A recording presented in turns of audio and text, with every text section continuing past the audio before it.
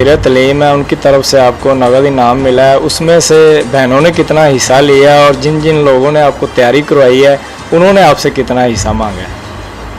उन्होंने हिस्सा तो बहनों ने ज़रूर मांगा है, वो कहती भी हैं। आपने दिया? अभी तो नहीं दिया। आपको देना तो चाहिए ना। कितना हिस्सा मांग रही है? वैसे नगदी नाम नहीं मिला आपको अभी तक? मिला है। मामू ने सपोर्ट किया ना मिला है, आपको? ज़रूर कितना मिला है। नाम मिला मामू की तरफ? मामू ने ट्रीट दिया है, उसके अलावा मामू ने मुझे कैश में दिया है और सब। अस्सलाम वालेकुम, मैं हूं महर वकार अनवर। आप देख रहे हैं लाहौर डिजिटल। ज़िला कसूर की तहसील चूनिया के नवाही इलाका इलाहाबाद का एक कस्बा है तलवंडी, उसकी तलबा है जिसने फर्स्ट पोजीशन हासिल की है और इस वक्त सोशल मीडिया पर उसका नाम जो है वो गूंज रहा है और सभी लोग उसको देख रहे हैं किस तरह उसने इतनी की है। और जो वज़ीर तलीम है राना सिकंदर यात, उन्होंने इनको नाम आज से नवाजा है, लैपटॉप भी दिया है और इसके अलावा इनको बहुत सारी मुबारकबाद दी हैं। तो ये इनका सफ़र कैसे यहाँ तक पहुँचा है, आज के पॉडकास्ट प्रोग्राम में वो तलबा मेरे साथ हैं। बहुत शुक्रिया आपने टाइम दिया। तो बताएं, सबसे पहले हमारे सुनने वालों को अपना तारफ़ कराएं और आप कहाँ से ताल्लुक़ रखती हैं और किस स्कूल से आपने जो है मैट्रिक की है? मेरा नाम हरम फातिमा है, डॉटर ऑफ अमजद अली, और मेरा ताल्लुक़ डिस्ट्रिक्ट कसूर के एक गांव तलवंडी से है और मेरी जो स्कूलिंग रही है वो दायरकम स्कूल इलाहाबाद से रही है। और आपने मैट्रिक में कितने नंबर हासिल किए हैं और कौन से बोर्ड में आपने पोजीशन हासिल की है? मैंने मैट्रिक में 1200 में से 1193 मार्क्स गेन किए हैं और मेरी लाहौर बोर्ड में फ़र्स्ट पोजीशन रही है, उसके साथ साथ पंजाब बोर्ड में भी फर्स्ट रही है। और जब आपको पता चला है कि आपकी जो फर्स्ट पोजीशन आई है तो घर वालों से कितना आपको प्यार मिला है और आपकी फ्रेंड्स ने आपको विशेस किया है, तो आप कैसा फील कर रही थी? घर वालों से बहुत ज़्यादा प्यार मिला, बहुत ज़्यादा। घर वाले भी खुश हैं और उसके अलावा मेरी फ्रेंड्स से उसी वक्त मेरी फ्रेंड से विशेष आना शुरू हो गई थी और मेरी बेस्ट फ्रेंड से भी उससे पहले ही वो मेरे लिए कंसर्न थी इस बारे में और उसके बाद भी उसने बहुत ज़्यादा उसने मुझे विशेष की अच्छी। आपके वालिद जो है वो एक सरकारी टीचर हैं, तो उनकी तरफ से स्टडी के वाले से क्या क्या आप पे सख्तियाँ की गई है और इसके अलावा और क्या क्या पाबंदियाँ लगाई गई हैं कि आपने इतनी देर स्टडी करनी है? बाबा ने स्टडी के हवाले से पाबंदियाँ नहीं लगाई, बस स्टडी के हवाले से उनका ये होता था कि अगर मैं रात लेट तक पढ़ रही हूँ तो उनका ये होता था कि बस रहने दो, अभी ना पढ़ो, सुबह पढ़ लेना। लेकिन मुझे ये होता था कि मेरा जो आज का काम है वो मैंने आज कंप्लीट करना है, चाहे जितनी लेट हो जाए। उसके अलावा बहुत ज़्यादा मेरे पापा ने सपोर्ट किया है कि मैं वो तो बताया ही नहीं जा सकता ना कितना ज़्यादा सपोर्ट है। जब आपको मालूम हुआ है कि आपने पूरे पंजाब में पहली पोजीशन हासिल किया है तो आपने कैसा महसूस किया है? आपने कभी सोचा था आप इस मकाम पे पहुंच जाएंगी अपनी मेहनत के साथ, जो आपने दिन रात तैयारी की है और आपको पोजीशन मिलेगी? जब मुझे पता चला तो ऑब्वियसली उस वक्त बहुत अच्छी फीलिंग्स थी और उससे पहले ये था कि मैंने जब 9th के पेपर्स दिए थे तो तब मुझे था कि अच्छे नंबर्स आ जाएंगे। 9th के बाद 9th में बोर्ड में 2nd पोजीशन थी, लेकिन तो उसके बाद था कि अगर मैंने कुछ करना है तो मैंने अपनी इस पोजीशन को अपग्रेड करना है। लेकिन मैंने तैयारी की, नंबर्स आए, मैंने जब रिज़ल्ट से पहले मुझे ये था, इतनी फीलिंग्स थी कि मुझे मेरी बोर्ड में कोई पोजीशन आ सकती है, लेकिन इतना नहीं पता था कि फ़र्स्ट आएगी। लेकिन जब आई पंजाब लेवल पे आपकी पोजीशन आ गई तो अल्लाह ताला का बहुत शुक्र है कि मैं इतनी बड़ी पोजीशन आई। राना सिकंदर यात जो वज़ीर तलीम है उनकी तरफ से आपको लैपटॉप भी नवाजा गया है, इसके अलावा सर्टिफिकेट भी मिला है। तो स्टेज के ऊपर जब आप खड़े होके अपने पापा के साथ वो रिसीव कर रही थी तो गैदरिंग थी बहुत बड़ी तादाद में, तो उस वक्त आपको कितनी खुशी महसूस हुई है? तो इस तरह का जो आपको मकाम मिला है, तो स्टडी के हवाले से जो हमारे इलाके की ख़वातीन हैं उनको क्या पैगाम देना चाहती हैं आप? स्टडी के हवाले से यही पैगाम दूंगी कि अगर जितनी पोजीशंस अगर की लड़की ले सकती है तो इस इलाका मैटर नहीं करता, लेकिन अगर कोई इलाके में ऐसे हैं बच्चियाँ जो बहुत ज़्यादा पढ़ सकती हैं, अच्छा पढ़ सकती हैं और होती हैं उनको, लेकिन इतनी फैसिलिटी नहीं होती, लेकिन तो उनके लिए यही है कि आप अपने बच्चों को इतना तो आप उनको फैसिलिटी प्रोवाइड करें ना कि वो अगर वो इतनी अच्छी हैं स्टडीज़ में तो वो इस लेवल तक तो पहुंच सकती हैं ना, तो वो अपने इलाके के लिए फ़ख्र बन सकती हैं। आपकी इस शानदार कामयाबी के पीछे कौन कौन लोग हैं जिनका आप शुक्रिया अदा करना चाहते हैं, जिन्होंने आपको सपोर्ट किया है, इस मकाम पे आप पहुँचे हैं? तो उनका आप किस तरह शुक्रिया अदा करना चाहते हैं? इस मेरी कामयाबी पे सबसे पहले तो मैं अल्लाह ताला का बहुत ज़्यादा शुक्र अदा करूँ, जितना शुक्र अदा करूँ उतना कम है। उसके बाद मेरे पेरेंट्स का उनका भी जितना कम शुक्र अदा करूँ उतना कम है, क्योंकि उन्होंने जितना सपोर्ट किया मेरे शुरू से लेकर एंड तक ये मैट्रिक की जर्नी में, उनका जितना सपोर्ट रहा है वो बहुत ज़्यादा, कि उनके बगैर तो ये पॉसिबल ही नहीं था। और उसके बाद मेरे स्कूल का टीचर्स, प्रिंसिपल, डायरेक्टर, पूरे स्टाफ जिसने मुझे पढ़ाया, जिसने जितना सपोर्ट किया, गाइड किया इस पूरे में, उनका शुक्रिया। उसके बाद मैं ट्यूशन, जो मैं अगर नाम लूँ तो ट्यूशन मैंने अगर मैं बहुत 5 से 3-4 क्लास से मैं जिस सर के पास पढ़ी हूँ, सर इरफान के पास, उन्होंने बहुत ज़्यादा गाइड किया। हर एक मतलब कोई भी सब्जेक्ट के हवाले से होना तो उन्होंने हर चीज़ बहुत अच्छे से क्लियर किया। और मेरे मामू ने मुझे बहुत ज़्यादा गाइड किया, मामू ज़ुबैर ने। और इसके अलावा मेरे भाई भी हैं, उन्होंने भी मुझे बहुत सपोर्ट किया। तो मामू की तरफ से नकदी नाम नहीं मिला आपको अभी तक? मिला है। मामू ने सपोर्ट किया ना मिला आपको? है, जरूर कितना मिला है। नाम मिला मामू की तरफ? मामू ने ट्रीट दिया है, उसके अलावा मामू ने मुझे कैश में दिया और सब सरप्राइज़ भी दिया आके घर आके। और अब आपने ये जो पोजीशन हासिल की है, इसके बाद आपने आगे स्टडी करनी है, तो आप अपनी लाइफ में कौन सी जो शोबा है वो ज्वाइन करना चाहती हैं? उसका फ़ैसला तो अगर मैं कहूँ, मैंने अभी यहाँ तक सोचा है कि अगर एफएससी में प्री मेडिकल में कर रही हूँ, उसके बाद ये डिपेंड करेगा कि इंशाल्लाह आगे भी बहुत अच्छे नंबर लेने हैं, तो उसके बाद ये उस पर डिपेंड करेगा कि मेडिकल में ही आगे जाना है। कि अगर मेडिकल में बहुत अच्छे नंबर मेरे आ गए तो फिर मेडिकल में ही उसको ही परस्यू करना है या कोई और शोबा देखूँ। आपका रोज़मर्रा का मुताला का तरीका क्या, और दिन में कितनी दफ़ा आप पढ़ाई करती हैं?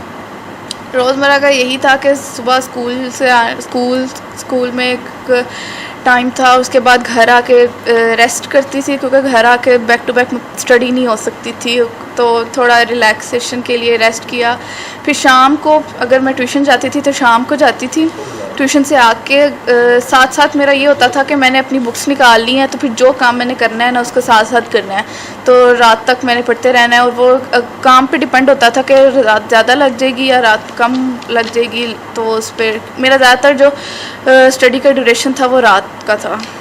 अभी जो वज़ीर आला पंजाब है मरियम नवाज शरीफ, उनकी आपसे मिलने की ख्वाहिश है, तो आप कैसा फील कर रहे हैं? आप उनसे मुलाकात करेंगी, तो इसमें आप जिन्होंने आपको सपोर्ट किया है, साथ आप किसको लेके जाना पसंद करेंगे?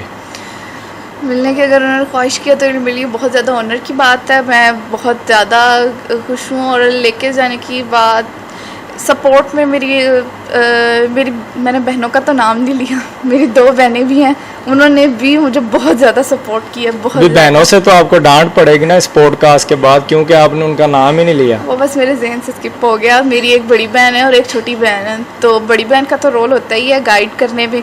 बड़ी बहन ने भी पोजीशन हासिल की थी? जी, उनकी डिस्ट्रिक्ट लेवल पे पोजीशन थी 2022 में, तो बड़ी बहन ने भी गाइड किया, बहुत ज़्यादा किया, अभी तक कर रही है और आगे भी करेगी। और छोटी बहन का तो फिर रोल होता ही है ना हर चीज़ में। और अगर लेके जाने की बात हुई तो ऑब्वियसली माँ जी और बाबा।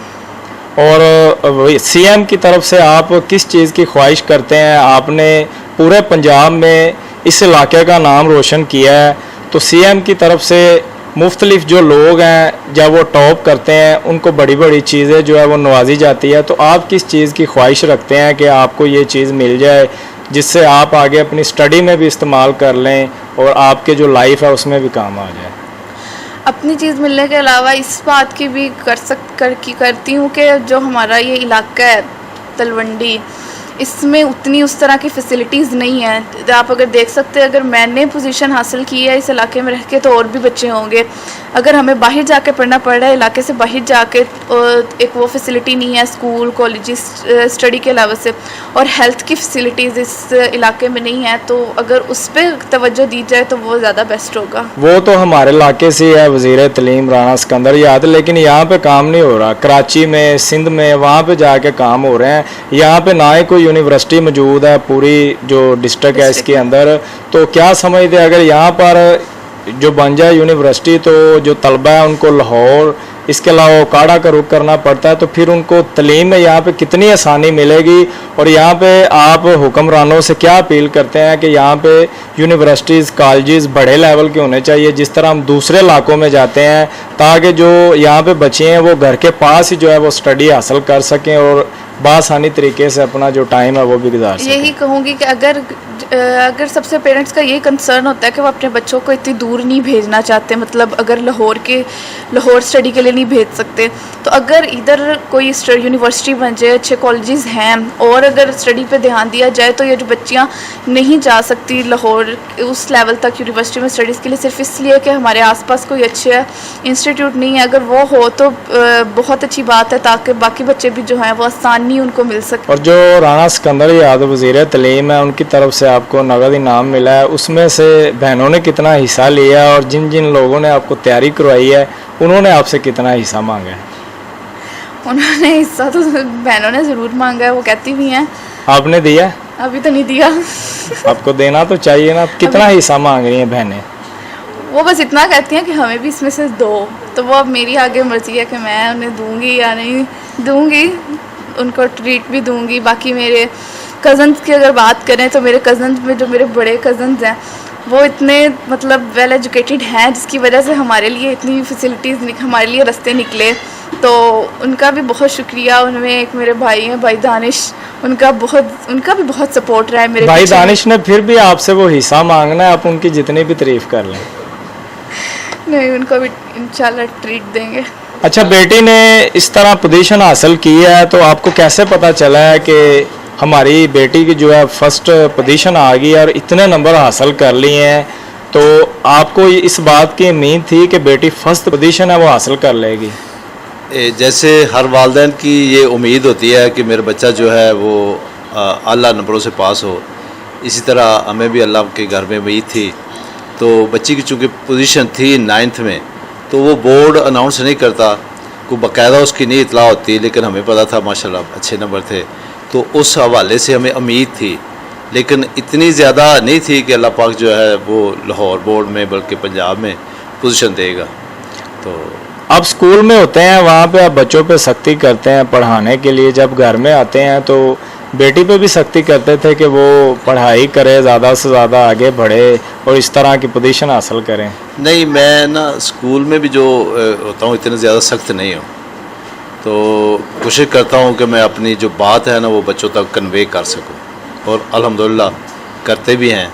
तो इसी तरह बच्चियाँ तो चूँकि रहमत होती हैं, तो रहमत के साथ सख्ती नहीं की जाती, तो हम दोनों ही बड़े पोलाइट तरीके से बच्चियों को जो है वो डील करते हैं। तो अल्हम्दुलिल्लाह आज तक इस बच्ची को ऐसा नहीं है कि मैं कोई डांट दूं, बल्कि एक दफ़ा ऐसा हुआ था कि कोई इसने छोटी बहन को मारा था, तो मेरे पास छोटा सा तकिया पड़ा था, तो मैंने इसको मारा था, फिर कई दिन तक मुझे उसका अफसोस रहा था। तो अब बेटी ने ये पोजीशन हासिल की है, तो कोई ऐसी चीज़ की ख्वाहिश की हो जो अभी तक आपने पूरी ना की हो कि मैंने ये पोजीशन हासिल की है? बच्चों को घर में होता है, वालदैन से बड़ी उम्मीदें होती है कि मैं पोजीशन लेके वालदैन से ये चीज़ मांगूँ तो मुझे मिल जाएगी, वालदैन से भी इस चीज़ की डिमांड की जाती है, अगर बेटा आपने पोजीशन हासिल की तो आपको नाम मिलेगा या ये चीज़ मिलेगी? नहीं, ये बच्चियाँ जो होती है ना, ये मैंने पहले कहा था कि रहमत होती है, इनकी डिमांड होती नहीं है, इनकी छोटी छोटी तो खुशियाँ होती हैं। तो हम दोनों भी मियाँ बीवी तो इस कोशिश में रहते थे, बल्कि इस इंतज़ार में रहते थे कि ये बच्ची कोई डिमांड करे और हम पूरी कर सकें, करती नहीं थी।